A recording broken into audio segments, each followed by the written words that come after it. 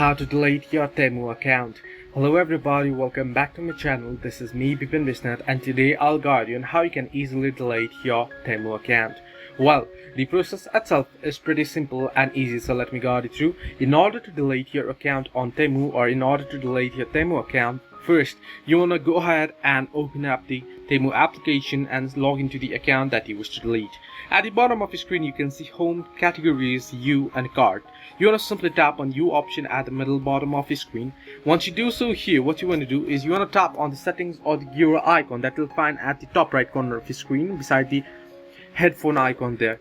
Once you tap on it here, you can see your account is protected, and you can see at the top three different options: account security, privacy and permissions. So you want to tap on account security. Under account security at the very bottom you'll see the option that says delete your Temu account. You want to tap on it, and then you want to go ahead and you want to tap on I want to permanently delete my Temu account.